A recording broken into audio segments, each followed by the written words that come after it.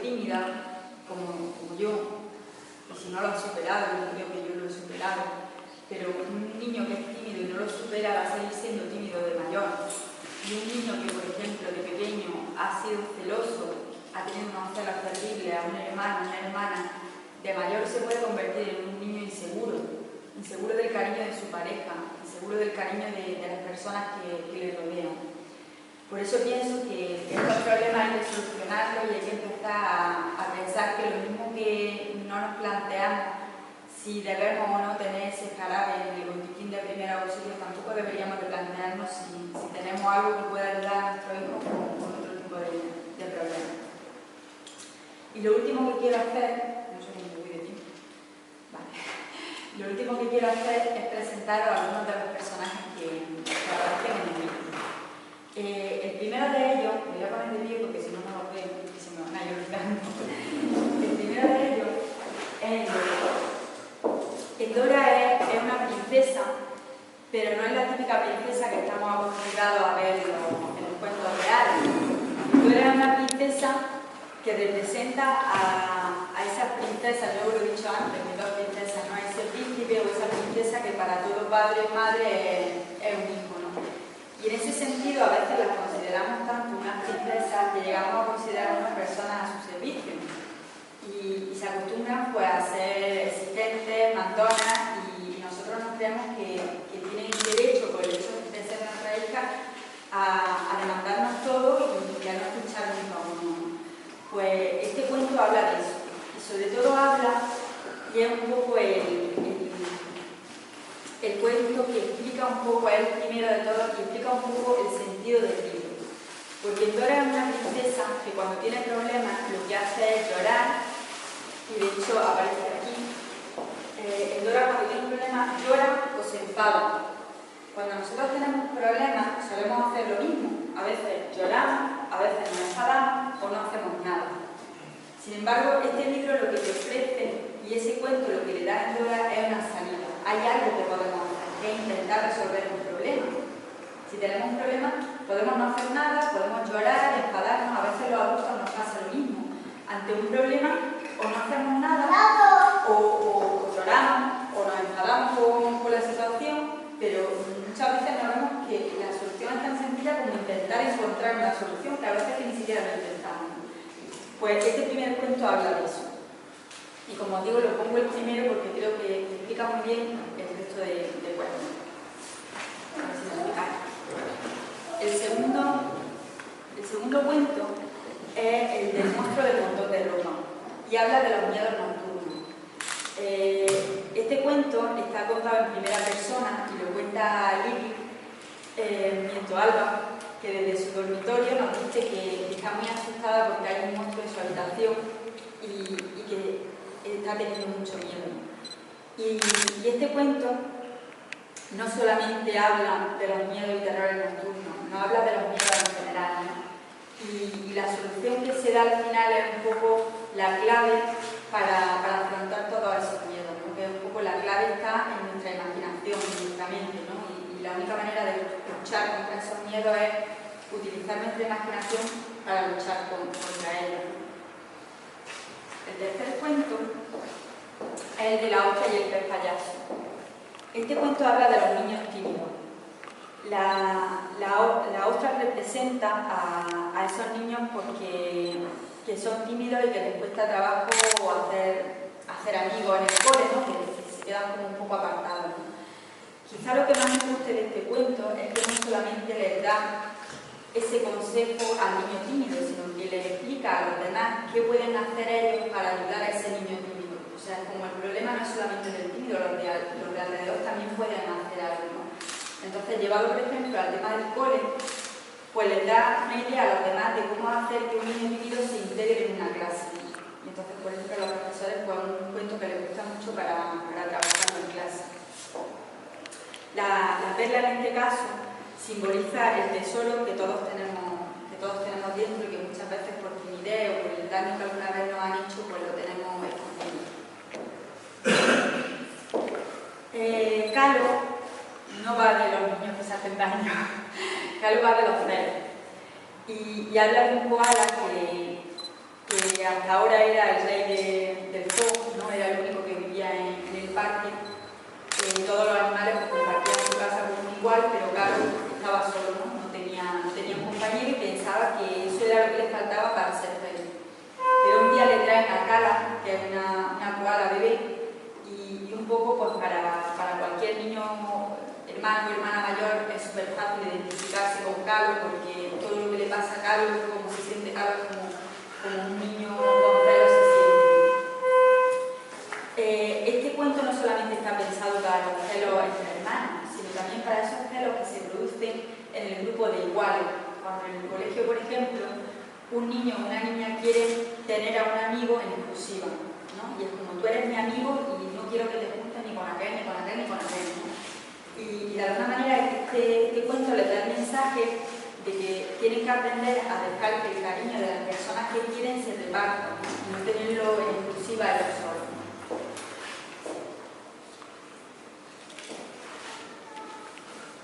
Este cuento se llama El burro que quería ser caballo y habla de Currito. Curro es un burro que es terco, no quiere trabajar, está siempre dando problemas a su dueño y en el fondo desea ser un caballo. Y este cuento lanza varios mensajes. El primero de ellos es que todos en una granja son igual de importantes. Entonces, no hay que querer ser quien uno no es. Si tú has nacido burro, no pasa nada, porque si has nacido burro, tu utilidad en esta sociedad está ahí. Lo importante es conocer la importancia de la tarea que realiza. No es más importante el burro que el caballo. Entonces, de alguna manera, le lanza a los niños un mensaje de que todos, no que todos seamos iguales, porque todos no somos iguales, todos somos importantes y valiosos. Y por otro lado, es un cuento que está pensado también para cuando los niños, por ejemplo, no cumplen los deberes, vaguean, no le dan problemas a los padres, ¿no? Y de alguna manera también el mensaje que lanza es que lo que nos tiene que mover a cambiar no tiene que ser el miedo al castigo, ni siquiera a veces la recompensa, sino el saber que lo que tenemos que hacer es importante, la utilidad de la tarea. Si estamos estudiando, si estudiamos, si queremos estar en un trabajo, no es tanto por la recompensa, sino porque sabemos que lo que estamos haciendo es importante, ¿no? Un poco encontrar ese punto que los niños descubran la utilidad del trabajo que están haciendo. No sé si os está quedando muy claro. Gilbert y la olla mágica habla de un niño, el típico niño hiperactivo, que no para, que salta, que corre. Y en este cuento la olla representa ese exceso de energía que tiene, ¿no? En el caso de los adultos simboliza la ansiedad y el estrés, porque si nosotros pensamos en un niño hiperactivo, es como un niño estresado, es como un niño con ansiedad, ¿no? Y de alguna manera este cuento es un reflejo de qué puede ocurrir si no le damos salida a esa ansiedad y ese estrés, ¿no? El cuento habla pues, de las consecuencias que puede tener, que es como lo que le ocurre al niño con la olla, ¿no? Y también nos da un poco una solución, qué solución puede tener, ¿no? En el caso de una olla, pues encontrar esa válvula de escape para ir dejando salir esa presión para que la olla no estalle. Vicky, el duende del arcoíris, habla de una niña que entra nueva en un cole. Y cuando por ejemplo los niños entran nuevos en 3 años, pues todos son nuevos y todos tienen la oportunidad de hacer amigos. Pero cuando un niño cambia de nivel o entra nuevo en un cole donde ya todos se conocen, pues a veces le cuesta trabajo hacer amigos, ¿no? Este cuento lo escribí completamente para la hija de una amiga que le pasó eso. Se fue a vivir fuera y me llamó y me dijo, Nuria, lo está pasando fatal porque ya todos se conocen, ya han formado grupitos y ella nada más que se acuerda pues, de sus antiguos compañeros, de su antiguo cole. Entonces este cuento habla no solamente de los cambios de colegio, habla de los cambios en general y cómo lo importante es encontrar la positividad, lo positivo de ese cambio, ¿no? Todo el recuerda de este cuento es todo cambio es divertido cuando encuentras lo positivo, ¿no? Como que a todo le podemos sacar ese punto positivo, ¿no? Y en caso, pues el duende del arcoíris es el que le ayuda a encontrar lo positivo del colegio. El cuento del lobo bueno habla de los niños que son etiquetados como malos. Son etiquetados como malos por los propios padres en el cole. Y en este caso el lobo pues representa a ese tipo de niños. Y les ofrece una salida. Va de un lobo que está cansado de que los lobos siempre sean los malos de los cuentos. Y es como, bueno, si yo quiero ser un lobo bueno, ¿qué pasa? No se puede. Aquí solamente te ha tocado el papel de malo y ya es el que tienes que cargar, ¿no? Cuando además, muchas veces los niños que son etiquetados como malos no son totalmente responsables de esto, sino que simplemente empezaron a portarse mal, se dieron cuenta de que eso tenía un efecto positivo, que era prestar la atención de los adultos, y los propios adultos son los que están ayudando a que se mantengan en ese rol, ¿no? Pues de alguna manera este cuento les ofrece una salida, ¿no? Que es la salida que encuentra el lobo para salir de este papel, ¿no? Para cambiar sus papeles de historia. Y el último es Yellowman. Yellowman habla de los niños que se hacen pipí en la cama y son ya grandecitos y eso les da complejo.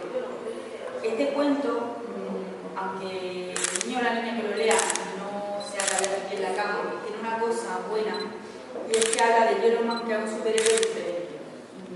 Aunque lo veáis así como el típico superhéroe, pero no, Yellowman nos ofrece una cosita de realidad, como que por ejemplo es un superhéroe que para ser superhéroe ha tenido que estudiar. Entonces él conoce al protagonista de la historia, a Daniel, que es el niño que se hace pipí en la cama, y él está recién salido de la academia para superhéroes. Porque si queremos ofrecerle a los niños una realidad, la realidad es que hoy en día si no estudia no va a ningún lado. Pues de alguna manera un superhéroe, ¿por qué no? También tiene que estudiar. Y además es un superhéroe que tiene problemas, porque los superhéroes, ¿por qué no? También tienen un problema. De alguna manera eso le ayuda a desdramatizar el tema de la neurosis nocturna, ¿no? De hacerse pipí en la cama. Es como si un superhéroe puede tener problemas para controlar sus poderes, ¿por qué yo no voy a tener problemas para controlar mi esfínteres, ¿no? Y hago pipí en la cama, pues bueno, pues de alguna manera en el cuento sí que se ofrece una ayuda para este tipo de problemas, pero también intenta un poco desdramatizarlo de cara a los niños. Y bueno, como os digo, estos son los personajes y espero que os guste. Ahora si queréis que os acercáis le echáis a las ilustraciones y si queréis comprar alguno, pues estoy para participarlo y para que me hagáis alguna pregunta, o si queréis preguntarme algo.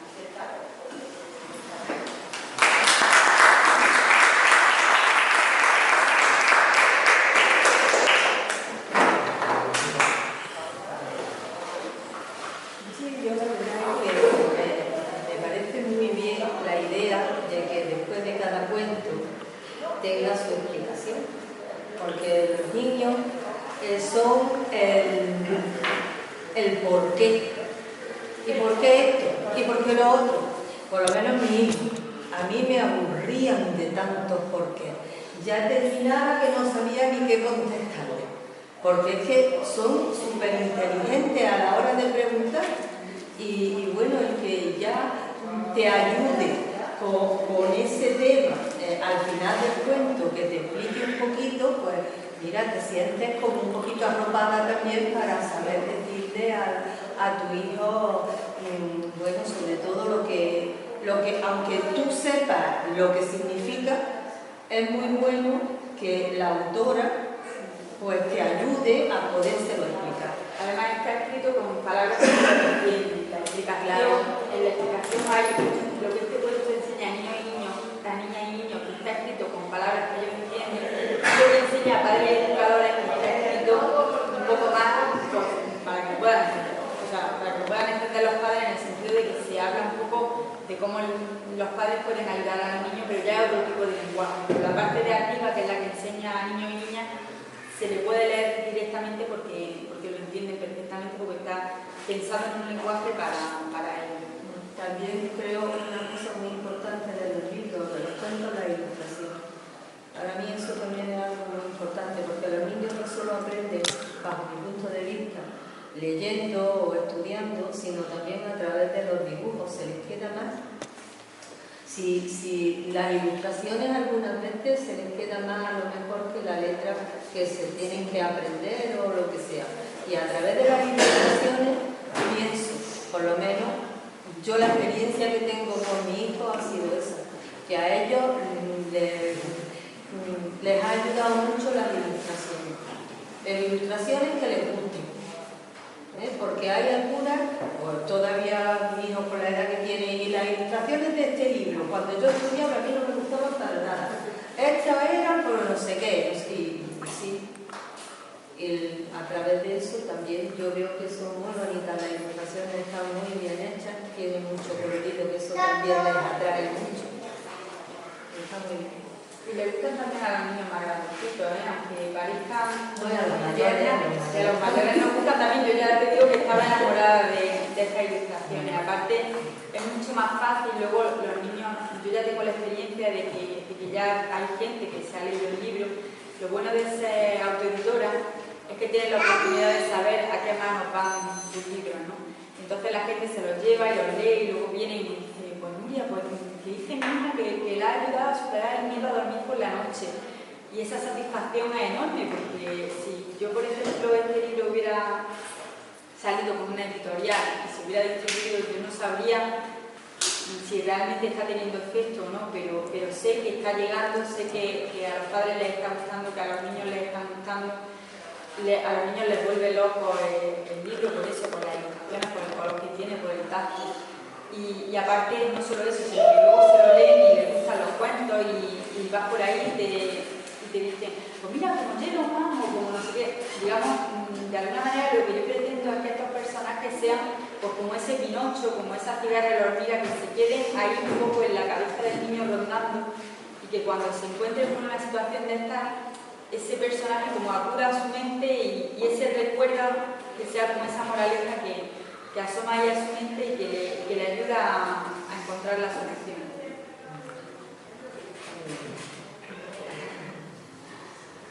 Un libro que yo no he terminado de leer, que presentó Emilio aquí hace tiempo, que era Las palabras puras. No sé si viene a relación con el cuento, así, pero lo mismo que era dirigido para médicos y todo lo que en realidad las palabras puras. Si tenemos un jarabe para los dolores físicos, que tenemos para el otro tipo de con las palabras, en este caso con los cuentos, por tratarse de niños, pero que como digo que el libro le gusta por igual a los mayores, porque los cuentecitos están pensados como yo siempre he escrito los cuentos, ¿no? Para adultos. He intentado modificarlo para que sea una lectura muy fácil, que la puedan hacer los niños solos, pero lo suyo es que lo lean con los padres.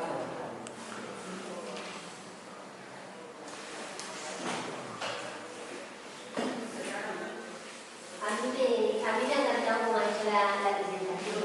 Yo también soy una enamorada de los cuentos, aunque yo no escribo cuentos, pero a mí me han ayudado mucho.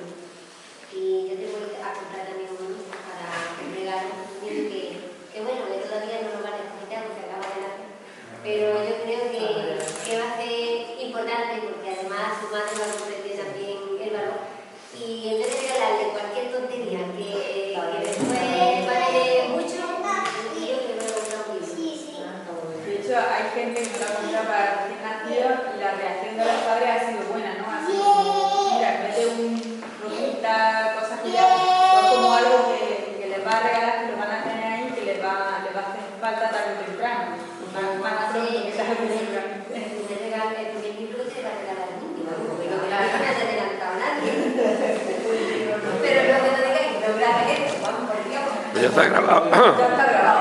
Pero tú no has dicho nombre. Bueno, pues,